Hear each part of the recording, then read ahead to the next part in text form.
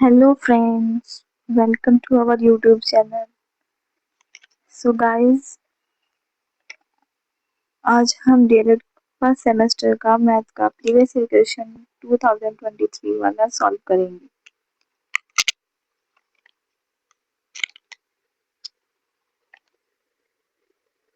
तो आइए चलते हैं।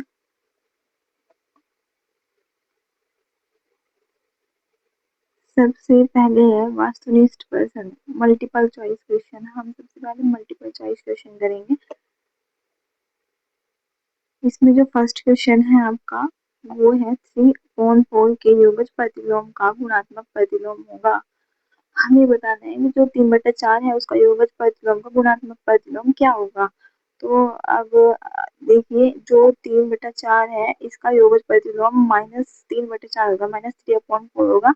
अब हमें इसका गुणात्मक प्रतिलोम निकालना है, तो योगज प्रतिलोम तो ये होगा -3/4। गुणात्मक प्रतिलोम निकालेंगे तो क्या करेंगे, इसको इनवर्स कर देंगे, इसको उल्टा कर देंगे, -4/3 इस वैल्यू का उल्टा कर देंगे, ये हो जाएगा -4/3। तो आपका जो राइट आंसर होगा वो हो जाएगा -4/3।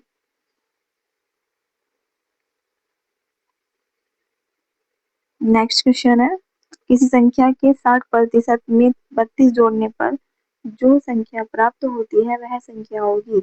अब देखिए, हमें इसमें बताइए कि कोई संख्या है जिसके 60% में अगर 32 जोड़ा जाए तो जो संख्या थी वही वो संख्या प्राप्त होगी। अब हमें नहीं पता है कि वो संख्या है क्या, तो हम क्या करेंगे, इसको मान लेंगे। माना संख्या क्या है, एक्स है, तो हम एक्स का 60% निकालेंगे। जब हम एक्स का 60% निकालेंगे तो उसमें 32 को जोड़ना है, हम 32 को जोड़ देंगे और उस संख्या के बराबर रख देंगे। ठीक है, जो संख्या वही होगी। तो क्या करेंगे, जब इसका 60% का परसेंट निकालोगे आप किसी एक्स संख्या का, तो हो जाएगा 60/100 इंटू में एक्स। इससे ये जीरो कट जाएगी और ये आ जाएगा 0.6x। तो ये आ गया 0.6x और +32 = x। अब क्या करेंगे, अब जो ये x है, ये 0.6 है, ये इधर माइनस में आ जाएगा, यहाँ पे ऐसे हो जाएगा x - 0.6x और 32 यहीं पे रहेगा। तो ये है x - 0.6x = 32। x में से 0.6x माइनस करेंगे तो ये आ जाएगा 0.4x। ये ऐसे होगा, जैसे 1 में 1 है, उसमें से आप 0.6 माइनस करेंगे, ये हो जाएगा 10। 10 में से 6 माइनस करेंगे तो 4, यहाँ पे 0, तो ये हो जाएगा 0.4। तो ये आ जाएगा 0.4x, 0.4x = 32। अब ये 0.4 मल्टीप्लाई में है x के, तो ये इसके डिवाइड में आ जाएगा 32 के। अब क्या, इसको कट कर देंगे, इससे कट हो जाएगा, 4 × 32, पॉइंट हटाएंगे, 0 बढ़ाएंगे तो ये आ जाएगा 80। तो इसका जो राइट आंसर होगा वो हो जाएगा 80। नेक्स्ट क्वेश्चन की तरफ चलते हैं। ये थर्ड क्वेश्चन है, 455 में पहले 5 तथा दूसरे 5 के स्थानीय मान के अंतर एवं योगफल का गुणनफल ज्ञात कीजिए। देखिए, आपको इसमें 2 बार 5 दिया गया है। तो इस संख्या में 455 में जो इसमें पहला 5 है और जो दूसरा 5 है, इन दोनों का आपको अंतर बताना है, इनके स्थानीय मान का अंतर बताना है और फिर योगफल भी निकालना है। उसका जो इसका अंतर और योगफल आएगा उसका गुणनफल करके दिखाना है आपको। तो सबसे पहले वाला जो 5 है उसका स्थानीय मान है 50, ये फर्स्ट वाला है। फिर जो सेकंड वाला है ये यूनिट डिजिट प्लेस पे है, तो इसका सिर्फ 5 होगा स्थानीय मान। तो अब क्या करेंगे, 50 में से 5 माइनस कर देंगे और ये आ जाएगा 45। तो अंतर आ गया है 45। अब योग निकालेंगे, तो योग निकालने के लिए 50 को प्लस कर देंगे 5 के साथ। जब 50 को 5 से प्लस किया करेंगे तो ये आ जाएगा 45। और उसके बाद आपको ये दोनों, इसका ये अंतर मिल गया है और ये योग मिल गया है, लेकिन आपको अब इसके अंतर का और योग का गुणनफल करना था। तो क्या करेंगे, 45 की मल्टीप्लाई 55 से कर देंगे, इसका आंसर आएगा 2475। तो जो आपका राइट आंसर होगा वो हो जाएगा 2475, थर्ड ऑप्शन। फोर्थ क्वेश्चन है, संख्या 0 का रोमन अंक होगा। तो देखिए, जो 0 संख्या होती है उसका कोई भी रोमन अंक नहीं होता। रोमन अंक पद्धति में शून्य का कोई प्रतीक नहीं होता, इसलिए इसका कोई भी रोमन अंक नहीं होगा। तो इसमें आंसर होगा इनमें से कोई नहीं। 5 क्वेश्चन है, 25 + 3/100 + 4/1000 का मान होगा। तो हमें इसका मान बताना है। अब हम इसका मान कैसे बताएंगे, देखिए 25 नॉर्मल, जो 25 है वो सिंपल वैल्यू वैल्यू है।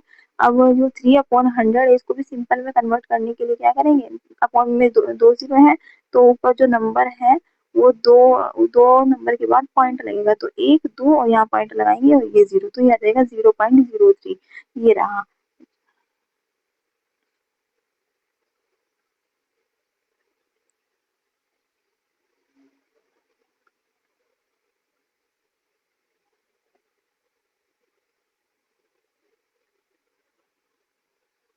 Sorry for disturbance.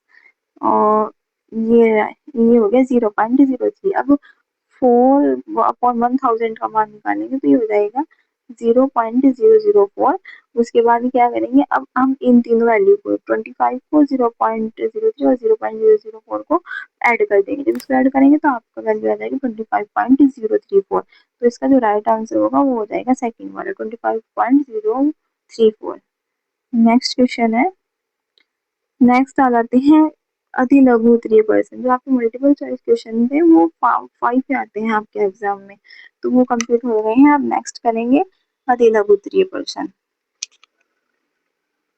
इसमें जो आपका फर्स्ट क्वेश्चन है, मीन सिक्स क्वेश्चन, ये है 22/3 मीटर लंबी रस्सी में से 5 1/8 मीटर काटा गया है, शेष रस्सी की लंबाई ज्ञात कीजिए। हमें कोई रस्सी दी गई है उसमें से इतने मीटर की, और इसमें से ये 5 1/8 मीटर को काट दिया गया है, तो क्या करेंगे, इस शेष रस्सी की जो रस्सी बच रही है उसकी लंबाई हमें निकालनी है। तो सबसे पहले इसको सिंपल फॉर्म में करेंगे, हमें मिक्स फ्रैक्शन में दिया गया है, हम इसको सिंपल में करेंगे।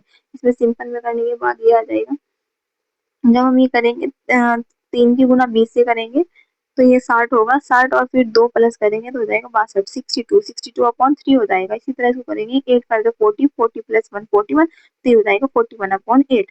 ये अब ये आपको सिंपल फॉर्म में आपने कन्वर्ट कर दिया है। अब क्या करना है, अब जो ये 62/3 है ये टोटल लंबाई है रस्सी की, और जो काटी गई है वो ये है, तो इसमें से ये वाला वैल्यू माइनस करेंगे, 62/3 में से 41/8 माइनस करेंगे, ये कर दिया। अब नीचे जो नंबर है वो सेम नहीं है, जो इसका डिनोमिनेटर है वो सेम है। डिनोमिनेटर को सेम करने के लिए, हर को सेम करने के लिए क्या करेंगे, इसका एलसीएम लेंगे। जब हम इसका एलसीएम लेंगे तो ये हो जाएगा 24, इसका एलसीएम हो जाएगा 24। और ऐसे ही ऊपर जो नंबर है, जब इधर हम 8 की मल्टीप्लाई करेंगे और इधर हम 3 की मल्टीप्लाई करेंगे, तो ऊपर भी हमें 3 की मल्टीप्लाई करनी पड़ेगी और 62 में भी हमें 8 की मल्टीप्लाई करनी पड़ेगी, तो ये आ जाएगा 496 और 123 और अपॉन में 24, ये आ जाएगा। जब इसमें से हम इसको माइनस कर देंगे तो हो जाएगा 373/24। अब हम इसको क्या करेंगे, इससे डिवाइड कर देंगे, तो इसको डिवाइड करने के बाद आपका आंसर आ जाता है 13/24। इसको हमें मिक्स फ्रैक्शन में ही आंसर देना होगा, क्योंकि हमारा जो क्वेश्चन था वो मिक्स फ्रैक्शन में था, तो हम इसी में ही आंसर देंगे। तो आपका जो नेक्स्ट क्वेश्चन है, सेवन क्वेश्चन, ये है किसी गांव में पुरुषों की संख्या 6xy plus 5y² minus 8z तथा महिलाओं की संख्या 2x plus xy minus 2y है। ज्ञात कीजिए कि पुरुषों की संख्या महिलाओं की संख्या से कितनी अधिक है। अब हमें ये बताना है, हमें किसी गांव की जो संख्या है पुरुष और महिलाओं की वो बताई गई है अलग अलग। अब हम क्या करेंगे, हमें बताना है कि जो पुरुषों की संख्या है वो महिलाओं की संख्या से कितनी अधिक है। अब हमें ये निकालने के लिए इसमें से माइनस करना होगा, पुरुषों की संख्या में से हम महिलाओं की संख्या माइनस कर देंगे, तो हमें पता चल जाएगा कि उस गांव में पुरुषों की संख्या कितनी अधिक है। देखिए इसमें से इसको माइनस करेंगे, अब पहले इसको ब्रैकेट में लिखेंगे और माइनस करेंगे। अब ब्रैकेट से बाहर जब इसको हम निकालते हैं तो जो फर्स्ट ब्रैकेट का वैल्यू होता है वो सेम सेम आता है, और जो सेकंड ब्रैकेट का वैल्यू होता है उसमें माइनस से गुना हो जाती है। जब इसको माइनस से गुना करेंगे तो ये आ जाएगा। उसके बाद जो एक्स वाई वैल्यू है 6xy, तो जहाँ पे एक्स वाई है ये देखिए ये माइनस का एक्स वाई है, तो 6xy में से माइनस एक्स वाई माइनस करेंगे तो ये आ जाएगा 5xy। उसके बाद है वाई स्क्वायर, 5y²। अब आपको कहीं पे वाई स्क्वायर दिख रहा है, इसमें कहीं भी वाई स्क्वायर नहीं है, तो इसको सेम लिख देंगे। फिर आपके पास है जेड, अब जेड इसमें वैल्यू कहीं पे है, इसमें जेड भी कहीं पे नहीं है, तो आप इसको -8z भी लिख देंगे। उसके बाद वाई वाई देखते हैं 2y और ये 2x, और ये हो गया आपका क्वेश्चन पूरा, और इसका आंसर आ गया है 5xy 5y² 2y minus 2x minus 8z, ये आपका राइट आंसर है। 8 क्वेश्चन है। 8 क्वेश्चन में देखिए क्या दिया गया है, दशमलव संख्याएं, आपको दशमलव संख्याएं दी गई है, आपको इनको जोड़ना है। तो जब भी आप दशमलव संख्याओं को जोड़ेंगे तो दशमलव के नीचे दशमलव रखा जाता है, जो पॉइंट है पॉइंट के नीचे ही पॉइंट रख के जोड़ते हैं। तो जो भी आपको वैल्यू दी गई है ये सब आप इन्हीं को लिख लेंगे और पॉइंट के नीचे ही पॉइंट को लिखेंगे, उसके बाद आप इसको ऐड कर देंगे, तो आपका आंसर ये आ जाएगा।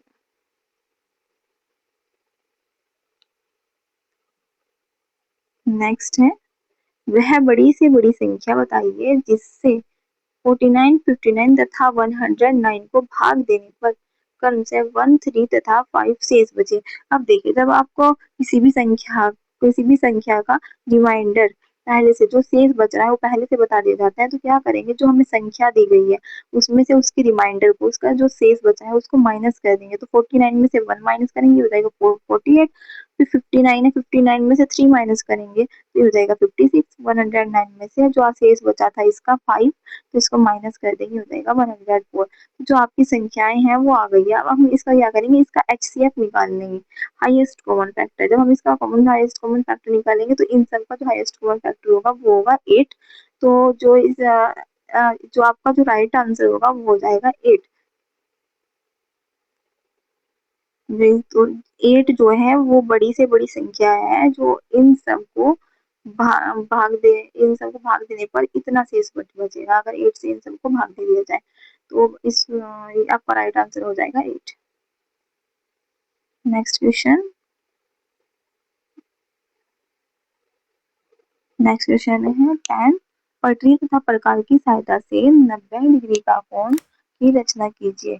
तो देखिए, आपको जो कंपास होता है और डी होता है उसकी हेल्प से ये बनाने होते हैं कोण। ये हर बार आपके एग्जाम में एक क्वेश्चन आता है। तो ये क्या करना है आपको, जैसे 90 डिग्री का कोण आपको बनाना है तो पहले आप एक रेखा खींच लेते हैं, एक लाइन खींच लेते हैं, OA। अब जब आपने एक लाइन खींची तो आप किस ओ को केंद्र मानकर एक चाप लगाएंगे, ठीक है।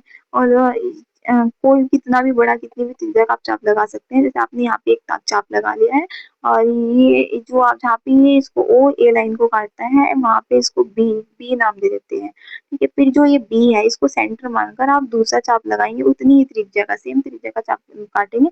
तो जो जहाँ पे ये लगता है वहां पे क्या करेंगे, जो इसको मिला देंगे। यहाँ इसको हम सी मान लेंगे, जहाँ पे ये कट हुआ है इसको सी मान लेंगे और इसको ओ सी को मिला देंगे। और जब इसको मिलाएंगे तो जो ये पॉइंट बन, जहाँ पे मिला है पॉइंट, ये ओ तथा डी को जब हम मिला देंगे तो ये बन जाएगा DOA। ये ओ है और ये DOA, ये जो DOA होगा ये आपका 90 डिग्री का एंगल बन जाएगा। नेक्स्ट क्वेश्चन है, एक समबाहु त्रिभुज जिसकी प्रत्येक भुजा 4 सेंटीमीटर है, इसका क्षेत्रफल ज्ञात कीजिए। तो देखिए, जो समबाहु त्रिभुज होता है, सम का मीन्स होता है समान और बाहु होता है भुजा। वो त्रिभुज जिसकी तीनों भुजाएं समान होती है तो उसको बोलते हैं समबाहु त्रिभुज। तो हमें क्या फाइंड करना है, उसकी हमें भुजा दी गई है 4 सेंटीमीटर। तो अगर ये 4 है तो ये भी 4 होगी, ये भी 4 होगी। जब तीनों भुजाएं समान है, समबाहु त्रिभुज है, तो तीनों भुजाएं समान होगी। हमें उसका क्षेत्रफल फाइंड करना है, क्षेत्रफल ज्ञात करना है। जो समबाहु त्रिभुज है उसका क्षेत्रफल निकालने के लिए एक फॉर्मूला होता है, सूत्र होता है, वो है ये √3/4 इंटू में A²। ये आपका फॉर्मूला होता है। तो आप डायरेक्ट इसी फॉर्मूले से इसको निकाल सकते हैं। ए क्या है, इसमें साइड का स्क्वायर, मतलब भुजा का स्क्वायर। अब भुजा हमें दी गई है 4 सेंटीमीटर, तो हम ए को मान लेंगे 4 सेंटीमीटर। फॉर्मूले में रखेंगे √3/4 इंटू में 4 का जो 4 है उसका स्क्वायर करेंगे। देखिए ऐसे, √3/4 इंटू में जो ए है साइड स्क्वायर मीन्स 4 का स्क्वायर। जब हम इसका स्क्वायर करेंगे तो ये आ जाएगा √3/4 इंटू में 4 4 होता है 16, इसका स्क्वायर 4 का होता है 16, तो ये हो जाएगा 16। अब इसको क्या करेंगे, √3/4 इंटू 16, 4 से इसको कट कर देंगे, 4 4 16। तो ये आपका जो राइट आंसर आएगा वो आ जाएगा 4√3 स्क्वायर सेंटीमीटर, वर्ग सेंटीमीटर।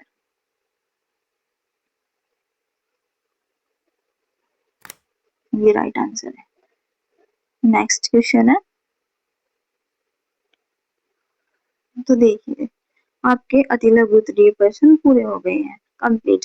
अब थर्ड आता है लघु उत्तरीय प्रश्न। अब हम लघु उत्तरीय प्रश्न करते हैं। तो इसका जो फर्स्ट क्वेश्चन है ये है, आयताकार बगीचे की लंबाई एवं चौड़ाई में अनुपात 5:3 है।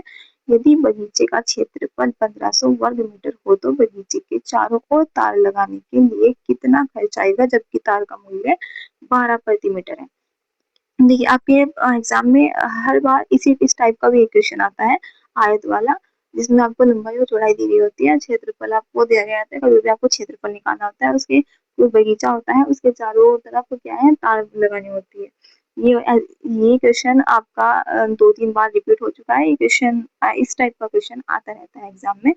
और जो इसमें कभी कभी आपको परिमाप निकालना होता है और कभी कभी क्षेत्रफल निकालने के लिए आ जाता है। कभी क्षेत्रफल दे रखा होता है तो परिमाप निकालने के लिए आ जाता है। अ, तो देखिए आपको इसमें क्वेश्चन में क्या करना है, हमें लंबाई दे रखी है आयत की और चौड़ाई दे रखी है, लेकिन वो हमें रेशियो में दे रखी है। जब हमें कोई भी कभी भी रेशियो में वैल्यू देता है तो हम उसको x मान के कहते हैं। तो इसकी जो लंबाई है वो 5x हो जाएगी और चौड़ाई हो जाएगी 3x। अब हमें क्षेत्रफल निकालना है, तो इसका क्षेत्रफल का फॉर्मूला होता है लंबाई गुना चौड़ाई, L into B, length into breadth. तो हम इन दोनों की मल्टीप्लाई करेंगे। 5x इंटू 3x, तो ये हो जाएगा 5×3 = 15, 15x का स्क्वायर, ये हो जाएगा क्षेत्रफल। अब लेकिन आपको क्षेत्रफल पहले से उसने दिया गया था, तो क्षेत्रफल जो दे रखा था उसकी वैल्यू रख देंगे। अब 15x² इज इक्वल टू 5, 1500 हो जाएगा। 15 जो ये 1500 के अपॉन में 15 आ जाएगा और इधर बच जाएगा x²। अब हम 15 से इसको कट करेंगे तो ये आ जाएगा 100।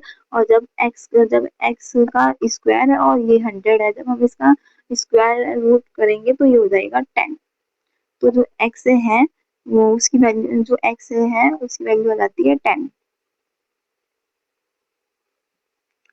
x²। ऐसे x is equal to root 100, और जब हम इसको रूट से बाहर निकालेंगे तो ये 10 × 10, तो एक बाहर निकल जाएगा, तो ये हो जाता है x इज इक्वल टू 10। अब हमें अब हमें x की वैल्यू 10 मिल गई है, तो हमारे पास जो लंबाई थी वो 5x थी। तो क्या करेंगे, 5x, जहाँ पे x है वहाँ पे 10 रखेंगे, 5 × 10, क्योंकि हमारे पास x की वैल्यू 10 है।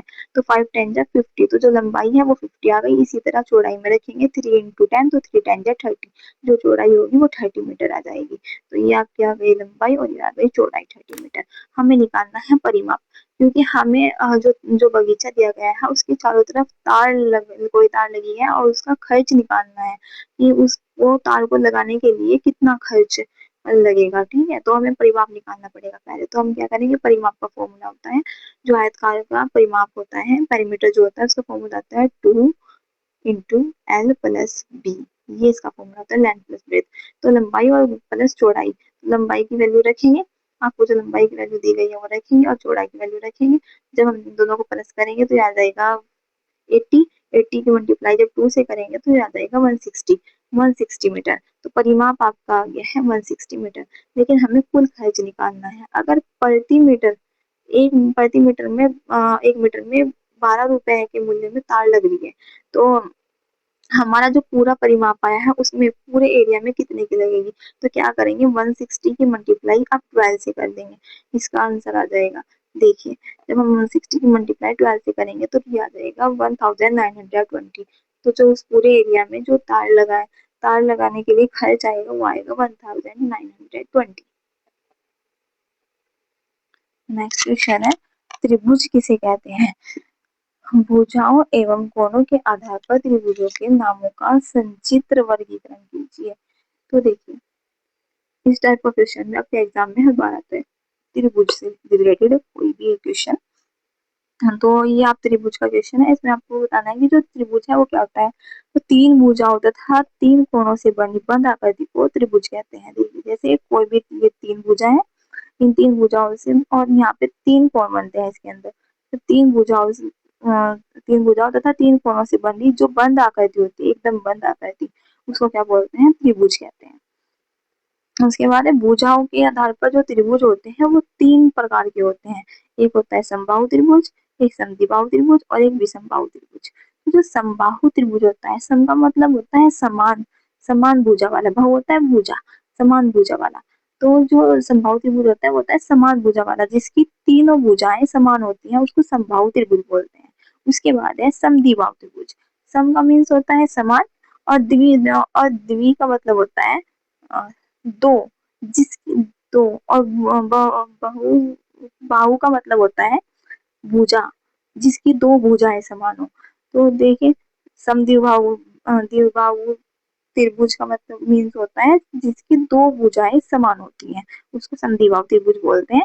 उसके बाद है विषमबाहु त्रिभुज। अब विषम से तो अलग ही पता चल रहा है कि विषम का मतलब है जो तीनों अलग अलग भुजाएं वाला, जिसमें कोई भी भुजा से समान नहीं होगी, तो तीनों भुजाएं जो असमान हो उसको बोलते हैं विषमबाहु त्रिभुज। ये तो आपका भुजाओं के आधार पर होता है वर्गीकरण, इसमें 3 टाइप का होता है। और इस तरह जब कोणों के आधार पर, अगर हम कोणों के आधार पर त्रिभुज का वर्गीकरण करेंगे तो ये भी 3 टाइप के होते हैं। एक होता है न्यून कोण, एक होता है समकोण और एक होता है अधिक कोण त्रिभुज। तो जो न्यून कोण त्रिभुज होता है वो क्या होता है? न्यून कोण त्रिभुज में तीनों कोण जो होते हैं वो 90 डिग्री से कम के होते हैं, ठीक है। और जो समकोण त्रिभुज होता है उसमें एक कोण 90 डिग्री का होता है। देखिए जैसे न्यून कोण, न्यून कोण में क्या होगा, तीनों जो एंगल होंगे, जो तीनों कोण होंगे वो 90 डिग्री से कम के होंगे, जैसे 60, 60 और 60। तो ये जो त्रिभुज का सम जो होता है, जो योग होता है वो 180 होता है। तो ये 60 60 60 180 हो जाता है। तो जो इसमें जो तीनों सम होंगे वो क्या होंगे, 90 डिग्री से कम होंगे। लेकिन जो समकोण त्रिभुज होता है, इसमें समकोण में जिसमें दो कोण समान होते हैं और एक क्या होता है, एक 90 डिग्री का होता है। तो जैसे ये है, इसमें ये वाला 90 डिग्री का होगा और ये 45 45। तो आप इसको कह सकते हैं ये समकोण त्रिभुज है जिसमें दो कोण समान होंगे और एक कोण 90 डिग्री का होगा, उसको समकोण बोलेंगे। अब है अधिक कोण त्रिभुज। अब अधिक कोण त्रिभुज क्या होता है, जिसमें एक कोण 90 से अधिक का होगा, 90 डिग्री से, जिसमें एक कोण क्या होगा 90 डिग्री से अधिक का होगा, उसको बोलेंगे अधिक कोण त्रिभुज। तो आपको त्रिभुज के भुजाओं के आधार पर और कोणों के आधार पर समझ में आ गया होगा, 3 टाइप के होते हैं दोनों में। अब चलते हैं नेक्स्ट क्वेश्चन की तरफ। 14 क्वेश्चन में क्या है देखो, गौरव अपनी मासिक आय का 80% खर्च करके ₹1200 मासिक बचाता है। जो गौरव है वो क्या करता है, अपनी मासिक, उसकी जो मंथली आय है उसका 80% वो खर्च कर देता है और वो 1200 रुपये बचा देता है। उसके बाद है उसकी वार्षिक आय एवं व्यय ज्ञात कीजिए। तो हमें मंथली, उसकी मंथली इनकम के बारे में बताया गया है ये, और उस हमें उसकी ईयरली जो इनकम है वो हमसे पूछ गई है कि उसकी आय और वही जो वो खर्च कर रहा है वो, और जो उसकी इनकम है वो फाइंड करना है। तो देखिए जो उसकी, अब उसकी जो सैलरी है वो 100% मान लेते हैं, ठीक है 100%। उसमें से 80% उसने खर्च कर दिया तो कितना बचा, 20%। तो जो उसकी बचत है वो कितनी हो गई, 20%। तो उसने बताया है जो बचत है 1200 रुपया उसके वो मासिक मंथली बचा रहा है, तो 20% की वैल्यू हो गई 1200, 1200। तो अब हम निकालेंगे 100% जो आय होगी, अब उसको कैसे निकालते हैं, 1200 के मल्टीप्लाई 100 से करेंगे और डिवाइड कर देंगे हम 20 से, ठीक है। तो अब जब हम इसको डिवाइड करेंगे, ये इसका जो आंसर आ जाएगा वो आ जाएगा 6000 प्रति माह। तो जो उसकी मासिक आय है वो 6000 है, ठीक है। तो मासिक व्यय वो कितना कर रहा है, देखिए वो 80% मासिक व्यय कर रहा है, तो हम क्या करेंगे 6000 का 80% निकाल देंगे। तो जब हम 6000 का 80% निकालेंगे तो आ जाएगा 4800। वो इतना खर्च कर रहा है। लेकिन जो उसकी वार्षिक आय हमें निकालनी है, वार्षिक आय हमें मंथली आय नहीं, हमें ईयरली निकालनी है। तो जो उसकी वार्षिक आय होगी, देखिए एक ईयर में 12 मंथ होते हैं, 12 मंथ होते हैं। तो जो उसकी प्रति माह आय आई थी उसको हम क्या करेंगे, उसको हम 12 से मल्टीप्लाई कर देंगे, 12 से गुना कर देंगे, तो उसकी आ जाएगा 72,000 वार्षिक। अब उसकी जो वार्षिक आय थी वो आ गई है 72,000।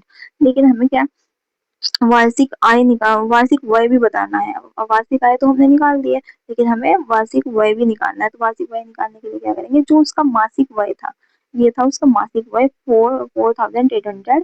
इसमें भी 12 से गुना करेंगे क्योंकि एक साल में 12 मंथ होते हैं, तो 12 हमें पूरा टोटल 12 मंथ का निकालना है। तो आप वो इसमें 4800 में 12 से गुना करेंगे तो आ जाएगा